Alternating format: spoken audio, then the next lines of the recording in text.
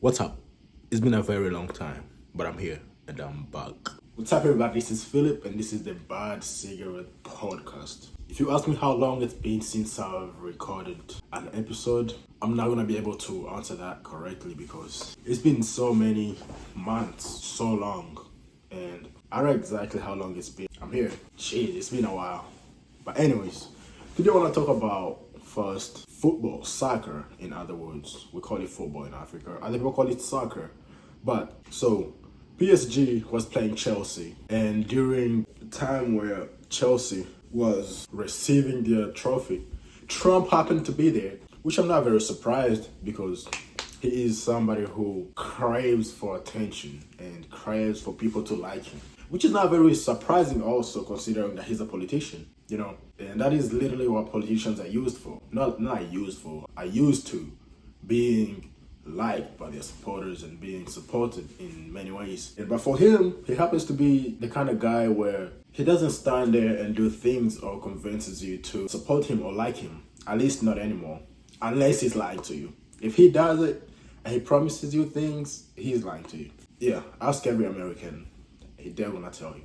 But anyways, he happens to be there, and the president of the team and him and Mr. President and Trump decide to present the trophy to the team while they were like standing in front of cameras getting ready to raise their trophy up and celebrate their win. But he was supposed to just drop off the trophy and fuck off. You know what I mean? Like get off the frame. But this guy, as we know him, he craves attention and that's what he feeds on. Refused to leave the frame. He wanted to be in the pictures and everything. And you can clearly see that every single player was against him being there. But they cannot do anything because, the game itself was held in America and stuff like that. But this kind of shows what kind of person Trump really is. Like, he just wants attention and he wants people to see him regardless of whether they like it or not. He's literally the kind of person like where if you don't agree with if you do not agree with him and things that he likes, he's gonna try to find a way to get rid of you, get you out of the office if you work for him, probably like fire you. Or we've seen him threatening a lot of politicians to literally deport them out of the country just because they do not agree with him. And it's embarrassing to see somebody as a president, and not just the president, like he's like super fucking rich. Imagine like a really rich guy with almost everything he would ever want or ever need, but he still has that part of him that wants to just be a part of, like, it's almost like he's begging. Like if he was not really rich and the president, I feel like he could have been begging for attention. But since he's the president and he has everything he needs, he will get your attention, or he will get you to like him, or otherwise you're gonna face consequences. So you have no choice but to like him. You either gonna have to tolerate his presence, or there's no other option. Fucking just he's like, oh, I'm the president. I'm gonna be in the picture. Don't tell me to leave. I'm gonna be in the picture. I'm just gonna stay here.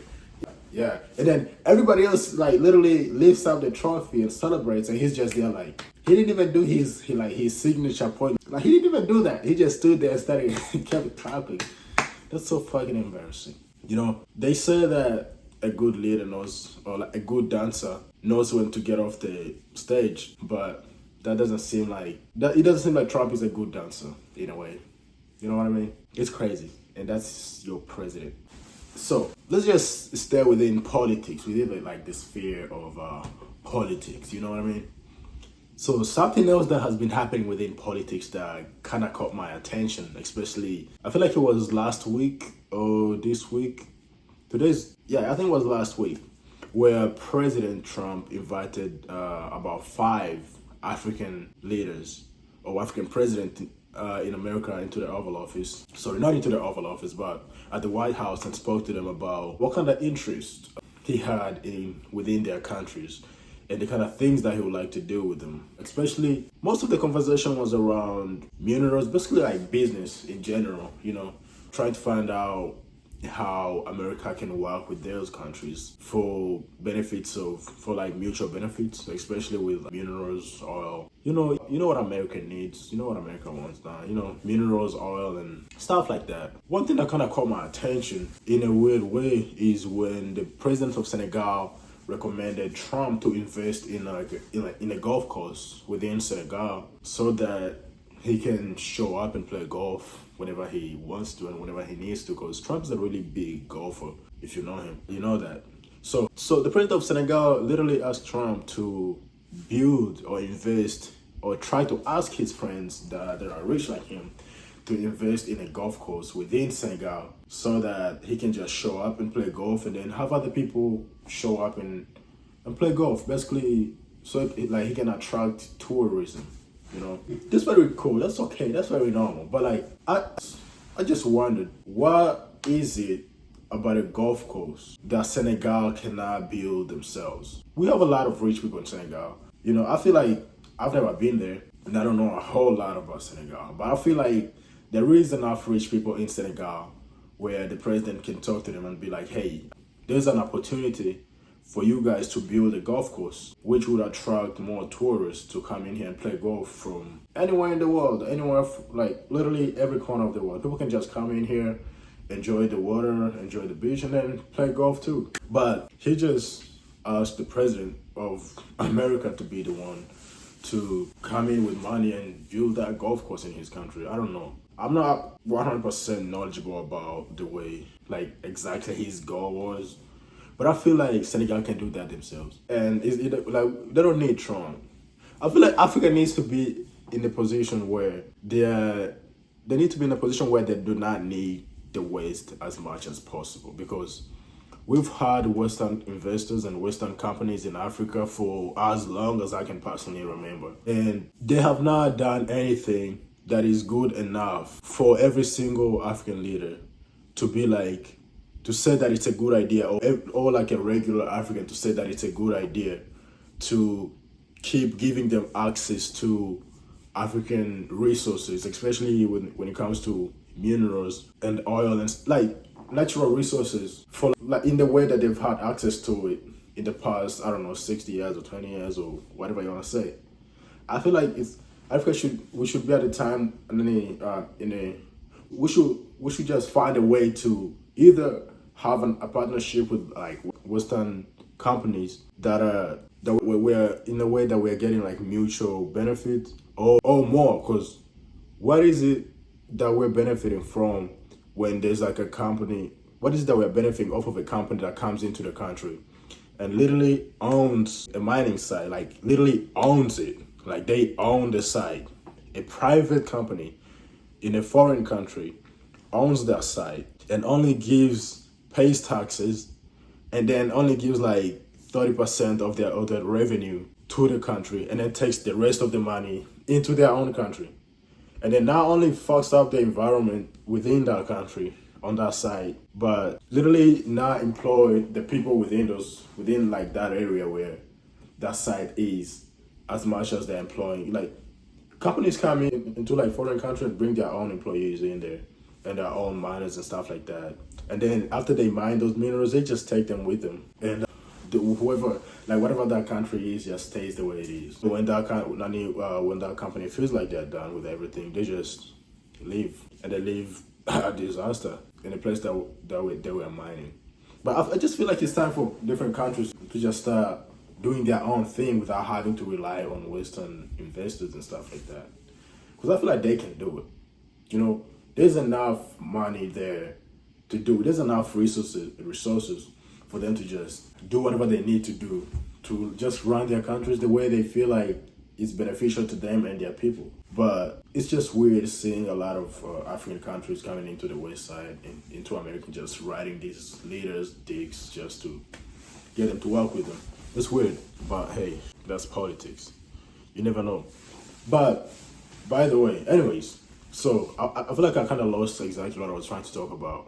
But yeah, so these leaders came into America, into the White House. They were invited, of course. And then they had a meeting about the economy and about how they can work together to like enrich both sides, their economy and America's economy, which is a really good thing. That's like at least what we saw with the general public. But later on, news started coming out saying that Trump was actually trying to get them to take some of the immigrants, especially Venezuelan immigrants that he's deporting from here, to take them into those different countries in Africa until their court date is due, and either bring them back or deport them to their actual country. That's literally the part of the meeting that we didn't see on TV. And most countries just said, hell no, we're not gonna do it. We already have enough problems for us to deal with. And like, why is Trump fit? Like, dude, this guy just built this country, this camp called Alligator, Alcatraz, whatever they call it, where he can take these people, or where he think that he can take these people, which like he shouldn't. That's not a good place for people to go. But I don't know if that space is not enough for him to the point where he feels like, or he's just gonna. First of all, these people, he shouldn't even be taking them anywhere. You know, like when he was campaigning, he promised his voters that he will only take out criminals and he will secure the border. You know, you can, as a regular person, you can kind of see like, hey, this guy maybe just wants to, you know, stabilize things and make them really just nice and the way they should be, or the way he think that they should be. But when he came in, dude, he fucked up everything. He said, I want to take criminals and the ones that I personally see as criminals. And you know what? Fuck the courts. These people are not gonna get a chance to see a judge or anything like that. No due process for them. We're either gonna take them to the back to their country or put them in jail. And dude, if you have an accent like mine, yeah, boy, you're gone, boy.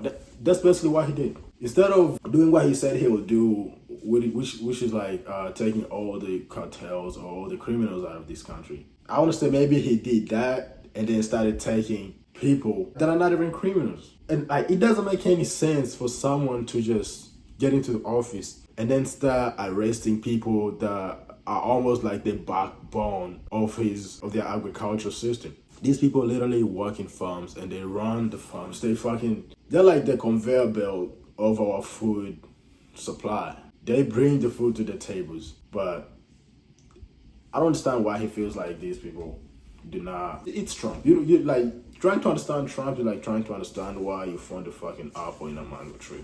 It doesn't make sense. It is what it is.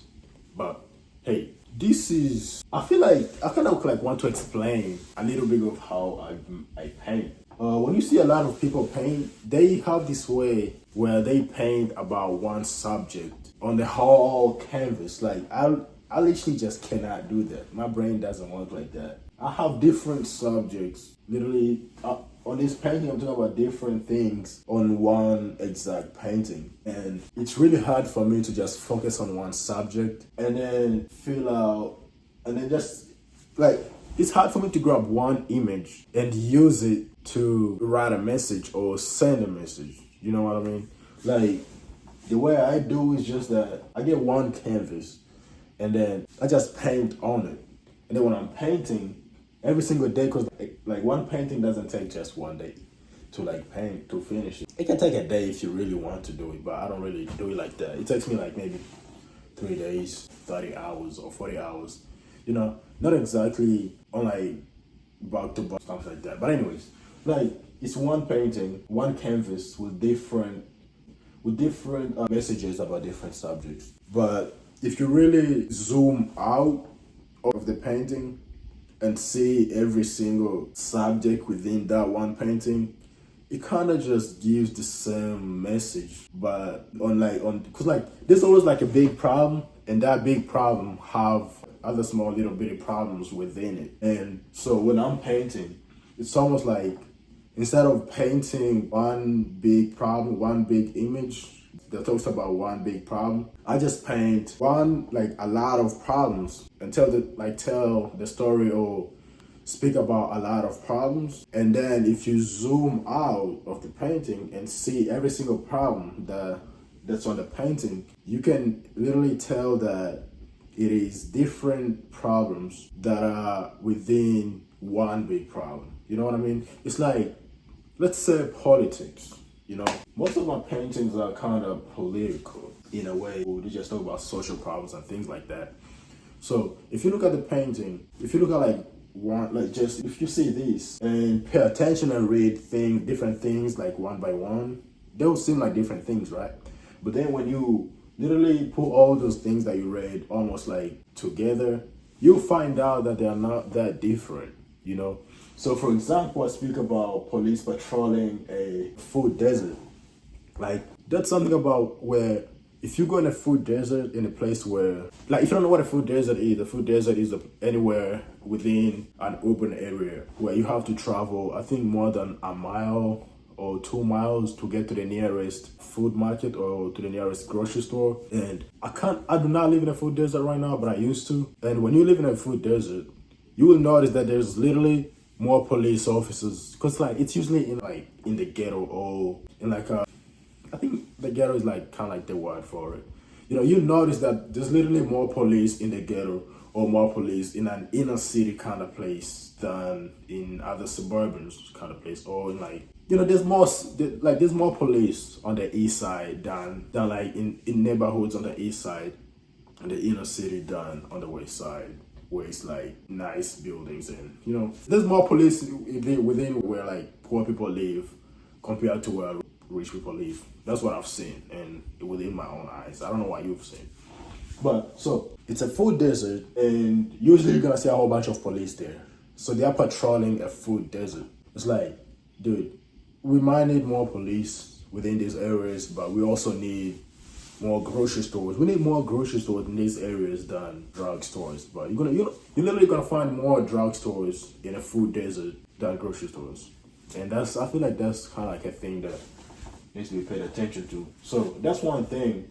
And then out of nowhere, you're just gonna find something like you said, something that says rich people go on vacation. It's tradition. I don't know. Not everybody gets to go on vacation, I feel like. So I feel, and then I just feel like there's some people who it's like tradition to go on vacation at least once a year, and not everybody gets to do that. And I'm not really just saying that only rich people are the one that goes on vacation, but if you're like one of those people that go on vacation like more than once a year or just going on vacation all the time, I know people like that. I feel like those people are rich. Like why? How you gonna go on vacation more than once a year? You just have money to just go on vacation. Not everybody has that, and so just like an example of kind of like the way I do it. Two different problems in one big canvas. It's just like that. But anyways, that's the new painting. It's called, actually, I don't even have a name for it yet. Anyways, yeah. And then within the painting, I spoke a little bit about Nina Simone. If you don't know who Nina Simone is, she is a really talented black woman who rose to fame during the time where it was really hard for black people to receive justice or to be treated in an equal kind of way. And she was very active during the civil rights movement, especially during the time where Martin Luther King was really popular in Memphis and places like that.